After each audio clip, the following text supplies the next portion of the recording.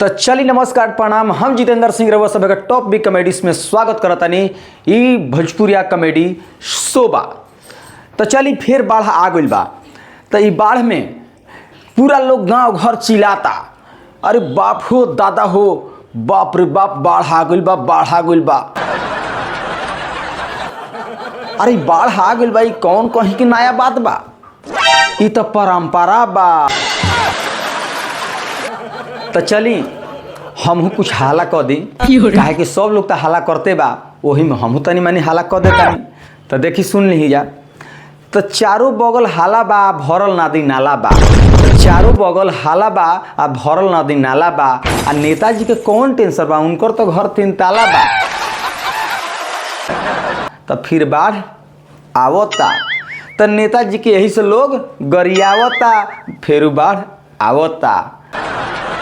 अरे तहरे लोग के का पता बा कि सब है भाई लोग, तोहरे लोग के पैसा हो जौना सुनकर घर 3 ताला बनल बा नेताजी के। लेकिन सब जानते हुए भी रउआ सब यही काम करत नहीं जा कि वोटवा देवे के बेरी हुए फिर बात आ जाता है कि वोट उनके के देवे के बा। तो चलिए आगे सुनी जा। तो बांध ना बनहाइल बा, भाषण खूब ढहाइल बा।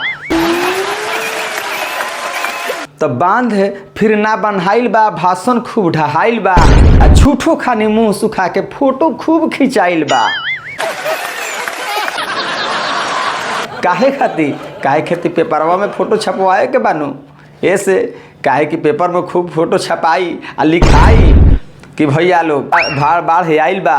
आ काहे कि सुरक्षित स्थान पर वह सब चल जाई जा, ना तो फिर बाढ़ आइल बा। तो लूटे खातिर सब अधिकारी फंड पास करावता, तो फिर बाढ़ आवता। हाँ, काहे कि भैया लूटे खातिर सब अधिकारी लाइन में लागल बड़न कि कौन फंड पास करा दिया कि पूरा माल भेटा जाओ। तो काका के छावावल मड़ई पढ़े बाढ़ में दहाइल बा। तो काका के छावावल मड़ई पढ़े बाढ़ में दहाइल बा। आ यही बाढ़ में नेताजी के नया फॉर्च्यूनर किनाइल बा। तो सभे अपन माल जाल बेच के हटावता। तो सभे अपन माल जाल बेच के हटावता। आ भागे खातिर सब लोग सामान सरियावता। तो फिर बाढ़ आवता। तो नेताजी लोग बाढ़ में दहाज दौड़ावता। तो ये आज तक हमारा समझ में ना आइल कि जौन बाढ़ में दहाज दौड़ला से नेताजी लोग के का मिलेला। इन्हें जरा पानी में बा ओकरा न पता बा, मजा बुझाता कि पानी में का मजा आवेला। नेताजी लोग के का पता बा, इहे हमारा समझ में नहीं आवत। अरे लोग बेचैन बा, अब सोचता कि का कइल जाओ, आखिर बांध बनहात काहे नहीं खे। लेकिन एजा के सरकार करो तो का करो, सरकारों का करो बेचारा।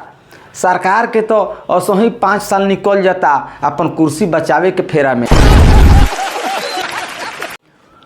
अरे लोग यही सोचता कि सरकार लोग ऐसा काहे नहीं खे सोचत। लेकिन ये नहीं लोग के बुझात कि लोग ऐसा सरकार सोचे लगी तो तोहरे लोग ऐसा सरकार रोड पर ना आ जाई। लेकिन ये बात नहीं खे कि सरकार विकास के बारे में नहीं सोचत। सरकार तो पूरा विकास करे के मन है बा, लेकिन पहले तो सरकार ही सोचता कि पहले हमने के तो पहले कुर्सी बचाई। अगर बताओ सरकार अगर कुर्सी ना बचाई तो विकास कैसे करी? तो विकास करे खातिर पहले कुर्सी बचावे के पड़ी। तो यही चलते माने सरकार अब सोचता कि 100-150 साल खातिर अपन कुर्सी सुरक्षित कर ली, तो बाद फिर विकास कल जाई। सरकार तो विकास कैले चाहता, लेकिन ये बात लोग समझो तब नु। लोग ये बात के समझते नहीं खे। अरे भाई सरकार के घर में देर बा, अंधेर नहीं खे। सरकार के घर में देर होला लेकिन अंधेर ना होला। आ ये बात खाली हमारा समझला से थोड़े हो जाई। ये तो बात हम समझता नहीं, लेकिन गांव के लोग के समझावत नहीं। लेकिन गांव के लोग समझो तब तो। हेलो, अरे हाँ समझी जी, अरे प्रणाम प्रणाम प्रणाम प्रणाम। अरे कहत रही नु कि अब की बेरा एक पड़िए बचल बिया। हाँ, और भैंसिया रहे कि गाभी ने भी बेच देले रहनी। हाँ, अब की बेरा रहुआ व्यवस्था ज़्यादा करे के जरूरत ना पड़ी। हाँ, कहे कि सब व्यवस्था अब की बेरा हम कर के आओ तनी। हाँ हाँ हाँ हाँ एकदम प्रणाम प्रणाम प्रणाम। अरे मर्द कहाँ जाता लोग हो? अरे जात नहीं जा, जे सब भागो नहीं जा, कहे कि फिर बाढ़ आवता। अरे हे मर्द बाढ़ आइल बारे मर्दे त नहीं। अरे हे मर्द बाहर से इतना डराई जाला? अरे मर्द बिहारी आदमी के मर्द बिहारी आदमी बाढ़ से डराला? सुन लो, बिहार में अगर तार जन्म हो गई बा तो बाढ़ से, सुखाड़ से, भूखमरी से, बेरोजगारी से अगर डरब तो काम चली। तो तोरा भूखमरी से डर नहीं खे हैं? हमारा के तू है बिहारी समझे लो आए डरपो। हम मर्द लेके ना भूखमरी या बेरोजगारी से हम डराए वाला आदमी हैं। पिछले साल यहाँ गई रही कमाई कलकत्ता, तो तारा लॉकडाउन लागल तो 15-20 दिन में बिना खैले पियले गाँव चलनी कलकत्ता से पैदल। तब मर देता नहीं। आ वही घड़ी से हमार मेहरारू कहती है कि पिया जन जाहूँ कलकतिया वहाँ सवतिया बसेले। लेकिन ओकरा के समझाओ कि हम खैला बिना सुख के खटाई भइल बानी। अरे मर्द लेकिन तो बाढ़ में तो बड़ा सुविधा मिलेला। ऊपर से हेलीकॉप्टर से चूरा मीठा गिरेला। हाँ हाँ, चूरा मीठा खूब भेजेला सा, फेंकेला सा। हाँ वो तो जानते बानी। उहे न चूरा मीठा लूटे खातिर गईले भोला लालाइल आ तले बोले फेंक देला सा एक बोरा चूरा देही पर, तो बोले मर गईले। आ तो बोले बस उहे चूरा उनकरा श्राद्ध में खियावल गईल आ हमनियों के भरदम खैनी स। अरे मर्दे तो ये तना सुविधा मिलल नु आए, इतना सुविधा सरकार दे लग, ये कम बुझत रह। दहार में सरकार के बारे में सब माने चुप रहो। दहार के नाम मतलब महाराज कहीं के दहार में ना खाए के ठीक, ना नहाए के ठीक, ना रहे के ठीक है। दहार में हाल आदमी के कुत्ता लेखन हो जाला। उहे पढ़े तो गनी मुखिया जी लगे तिरपाल मांगे तो एगो तिरपाल में 2 टुका कके देलन। तो वह तिरपाल में हम ओढ़े कि बाल बच्चे ओढ़स आ 2 गो पकड़ी पत्थर रखले बनी को कनी ओढ़स। देखो और सब ठीक बा, कोनो दिक्कत नहीं है, लेकिन हमारा माने समझ से एकरा के दहार कहल उचित नहीं है। तो दहार ना हो तो का हो? देखो ई दहार ना हो, ई सरकारी योजना हो। का ई कौन योजना हो रे? हाँ, ई सरकारी योजना हो एगो कि लोग के रोड पर ले आके सेवा करे खातिर।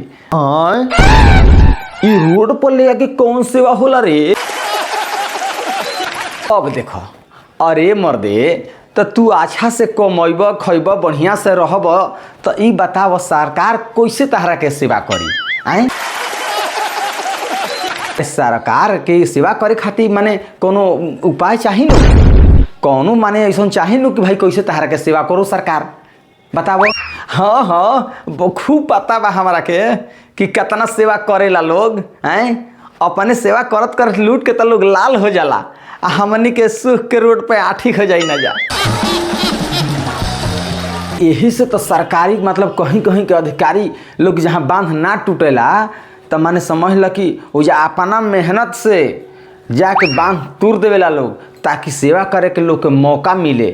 अरे जनता के सेवा कोई, जनता भगवान होलन हैं, जनता भगवान के स्वरूप बा, तो जनता के सेवा करे के बाकी ना। अरे जाए तो छोड़ा होने, हमारा का टेंशन बढ़ गए, हम तब चलनी समधियाना हो। हम तो समझ ल कि ओ जब पानी उनी ना चढ़ेला, यही से तो अपन बड़का बेटा के बियाह कइले बानी टिपुर पे एकदम ऊंचास पर। आ वो जब जा तनी अपन आराम से 1 महीना रह एकदम बिंदास, हमारा कोनो अब टेंशन नहीं है।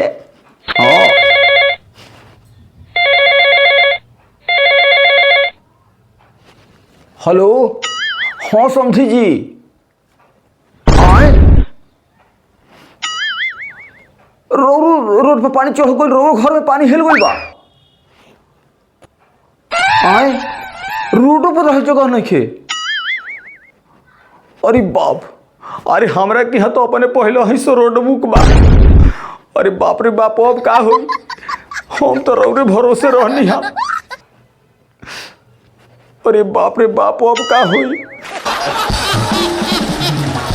अरे कोई का जाई, अरे चलो अब वो जब नहर पर एगो तिरपाल डालल जाई, अब नहर में मछली मार के आ खाई जाई, अब ये रहल जाई, अब का कोई जाई।